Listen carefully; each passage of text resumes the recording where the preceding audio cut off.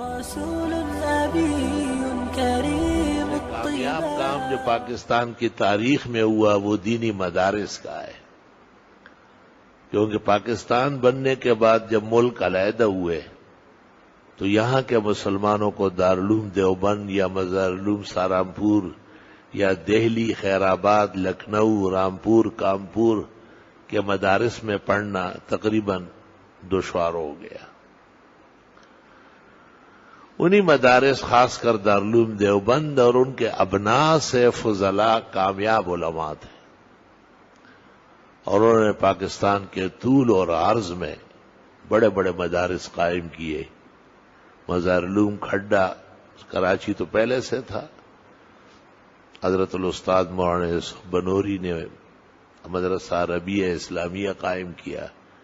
مفتی اعظم پاکستان مولانا مفتی محمد شفیع جو پاکستان کے رہنماؤں میں سے تھے، انہوں نے دارالعلوم کراچی قائم کیا،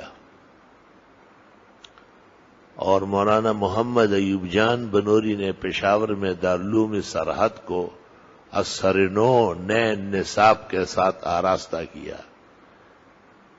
اور دارالعلوم دیوبند کے سابق استاذ، ملک کے کہنہ مشق مدرس،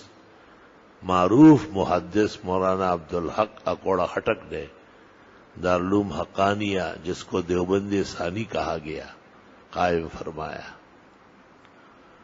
اور مولانا خیر محمد نے خیر المدارس ملتان، حضرت اقدس فقیہ و حاضر الامہ محمود الملت والدین حضرت مولانا مفتی محمود صاحب اور ان کے بزرگوں نے قاسم العلوم ملتان، مشہور محدث اور مفسر مولانا ادریس کاندیلوی کے دوستوں میں سے مفتی محمد حسن صاحب وغیرہ نے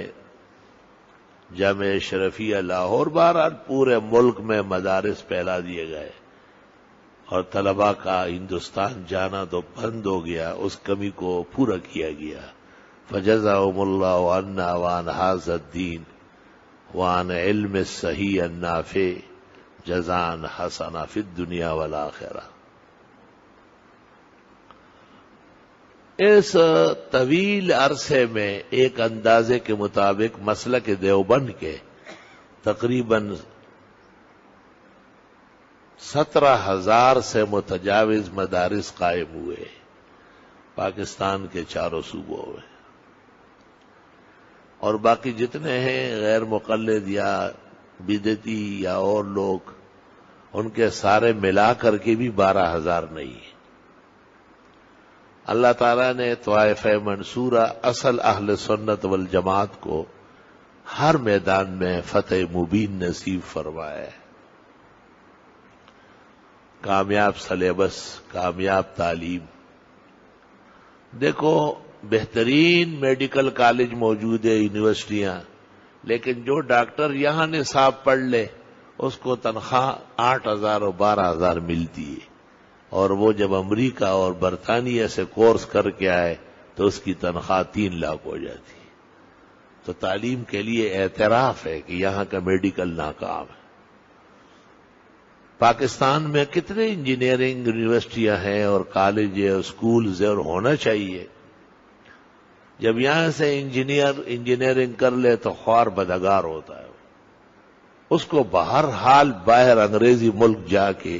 مہر لگوانی ہے تو اس کی تنخواہ 6 لاکھ اور 12 لاکھ ہو جائے گی۔ ایک نقشہ وہ 50 لاکھ کا بنائے گا، یہ باہر کا پڑا ہوا ہے۔ لیکن یاد رکھنا، پاکستان کے 70-77 سالہ تاریخ میں واحد نظام دینی مدارس کا جو مکمل کامیاب ہے، اور ہمیں دارالعلوم دیوبند سے بھی کوئی ٹپا لگانے کی ضرورت نہیں۔ ان کی عظمت اور مرکزیت کو سلام، اللہ قیامت تک قائم دائم رکھے، اور ہمیں مدینہ منورہ اور مکہ مکرمہ جو مرکز ایمان و اسلام ہے وہاں سے بھی سرٹیفکیٹ لینے کی ضرورت نہیں۔ اللہ قیامت تک اس حرمین کو دائمین رکھے، مضبوط قلعہ اسلام رکھے، اور ان کے بدخواہوں کو یا ہدایت دے یا ہلاکت دے، لیکن ٹپے وہاں سے بھی نہیں لگوانے، کیونکہ نصاب اور سلیبس جو دینی مدارس کا پاکستان میں ہے وہ بے عینی دارالعلوم دیوبند اور مظاہر علوم سہارنپور، مدارس دہلی اور دیگر جو مواطن تھے ان کے ہیں، اور 100% کامیاب طریقے سے پڑھایا گیا الحمدللہ۔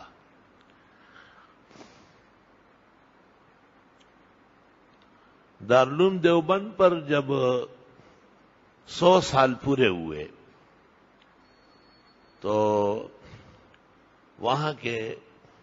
محتمم مولانا قاری محمد طیب صاحب نے اپنے دوستوں سے مشاورت کے بعد پورے عالم کے علماء دیوبند کو ایک جلسے میں طلب کیا۔ اس کا نام رکھا گیا تھا 7 سالہ تقریب دارالعلوم دیوبند۔ حسن اتفاق سے یہ فقیر اور طالب علم بھی اس میں حاضر ہوا تھا۔ تو قاری محمد طیب صاحب نے سٹیج پر، جس سٹیج پر 22,000 علماء تھے، اعتراف کیا کہ دیوبند کے بعد دینی مدارس کا کام سب سے زیادہ پاکستان میں ہوا ہے، اور حضرت نے یہ بھی اعتراف کیا کہ خود دیوبند کے جو شاخیں ہیں، برانچیں ہیں ہندوستان میں مختلف علاقوں میں، اس سے زیادہ کام پاکستان میں مضبوط ہو رہا ہے۔ حضرت کے تشکر میں نمائندہ تقریر حضرت اقدس مولانا مفتی محمود صاحب نے کی تھی، اور وہ تقریر اتنی جامع تھی کہ علماء سمجھ گئے تھے کہ جیسے پیغمبر نے حجۃ الوداع کا خطبہ دیا تو صحابہ سمجھ گئے کہ سفر قریب ہے۔ چنانچہ وہاں دیوبند کے جلسے سے آ کے حضرت اقدس مولانا مفتی محمود کا انتقال ہوا۔ ایسا لگتا تھا جیسے اس تقریر اور خطاب کے لیے برقرار رکھے گئے تھے۔ رسول نبی کریم الطباع واصحاب